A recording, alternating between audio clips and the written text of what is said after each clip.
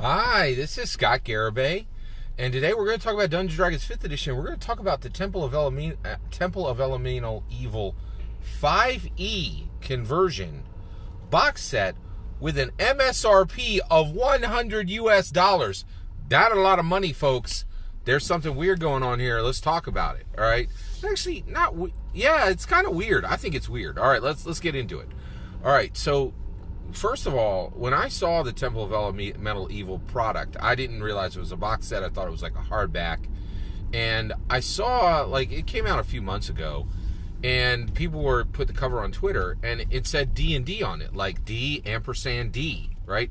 Not red, right? It's interesting. It does look different, and I was like, wait, they can't just slap D&D on a indie product, right? Like, what are they doing here, right? Why doesn't it say 5E the way like the Taladore book does, like some jank, like non-D&D product, right? Like a 5E product, air quotes, which is done all the time, right? Yeah, that's how indies get around it. They can't make an official Dungeons & Dragons product. They have to make a 5E product, right? Which is we get it. Like, it's not a terrible problem.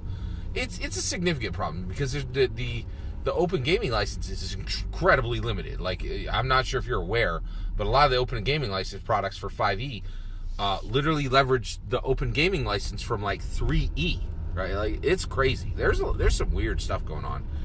I did not realize this. Frog God Games has it's a real product. Like, this is an actual contract signed between Wizards of the Coast and Frog God Games.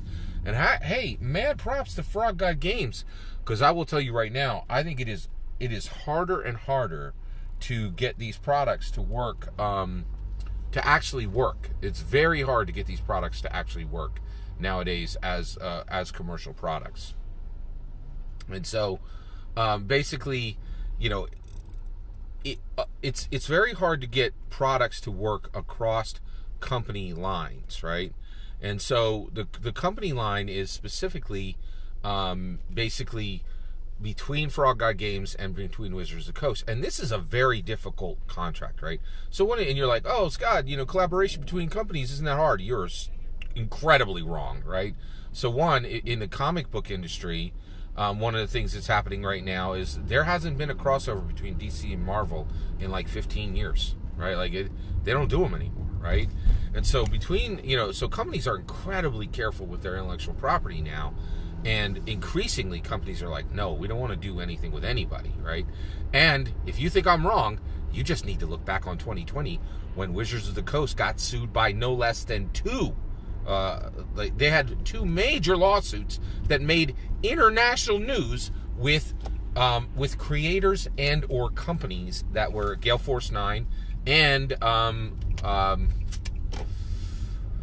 Margaret Weiss and Tracy Hickman sued, so basically, whenever you go outside, of your company and you're dealing with independent contractors or you're dealing with other companies, like, it can be really bad. And it was a terrible year for Wizards of the Coast, and they are highly incented.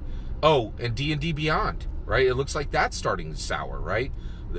Oh, you think I'm wrong? Go back and watch Todd Kenrick's video where he quit D&D Beyond and literally cried on camera announcing that he was no longer working for D&D Beyond. There's a lot of friction between partners and Wizards of the Coast, right? But Frog God Games, they've done 4 or 5 of these now, right?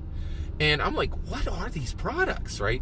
So let's walk it through, right? So what on earth is this Table of Elemental Evil 5E box? So you're like, oh, people who are excited about adventures from the 1980s. Woo, exciting, right? And you're like, yeah, but most of those people just play 1E, 2E, Beck Me, and a whole bunch of other. They just play the older stuff, and many of them literally will not touch 5E, right?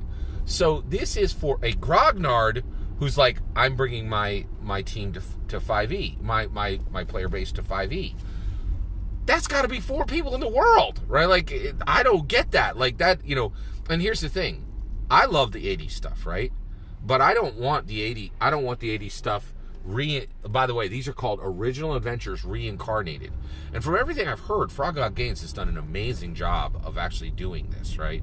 And I've heard nothing but tremendous reviews for these products.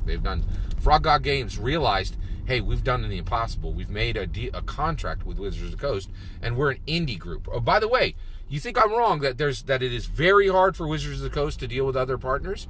They dealt with Green Ronin Games early on. Like, I think it was for a Horde of the Dragon Queen. I think they even did one with Cobalt Press. And they were like, thanks, no more. Done. Finished. We do not want any more of your content, right? And they brought it all in-house and started making it on their own, right? When Dungeons & Dragons, when Wizards of the Coast, official Dungeons & Dragons creators are actually working with real companies and doing collaborations, look up, because this don't happen that often, right? And get this, Wizards of the Coast is constantly punished for it. Like, absolutely constantly punished for it, right? Margaret Weiss and Tracy Hickman, like, just stuck the virtual dagger in, like, and jammed it in far. Like, they made sure Wizards of the Coast hurt, right? Like, before they proceeded with their books, right? And same thing with Gale Force 9. They're like, look up, our relationship now goes through a lawyer, like a divorce or something. Like, it was not good. It was very bad, right? Like, and so and D&D Beyond, like, when people die, D&D Beyond, when people's move on from their career, like, they're doing, public videos and weeping on camera, like, it is very, very bad, very hard for big corporations, especially on an intellectual property that's as sensitive, as valuable, as complicated as Dungeons & Dragons, to work with anybody. But Frog God Games has very quietly moved into the background and started making these products, right? And I don't understand the buyer market for this. Like, how do we land here, right? This is really weird, right? So you're looking for grognards who are going to run their players in 5e. It's got to be 4 people in the world, man, right? But the products are successful. They've done 4 or 5. I think they've done 5 of these at this point. And get this, what are people willing to pay for this, right? The reason why I'm doing this video right now, right, was I was on looking for Black Friday deals, and I saw this thing, and I'm like, oh, hey, that looks interesting. I think I would like to see that, right? I don't think I ever played through Temple of Elemental Evil, so I was like, oh, this would be great. I would love at least to read it. I love box sets. So this would be great on my shelf, and I'm like, oh, it's gonna, so it's like, box sets should be $24.99. That's what the current Essentials box is, and there's a ton in it, right? A ton in the Essentials box, right? That thing's $25, right? So I'm like, ooh, this could be expensive. It could be $30, $40. $99.99. This is $100 US, right? I'm like, that's insane. Are you kidding me?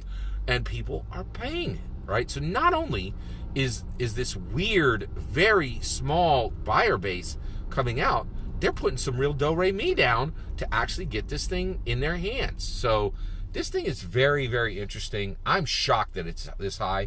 But I think what I want to say in this video is my hat is off to Frog God Games.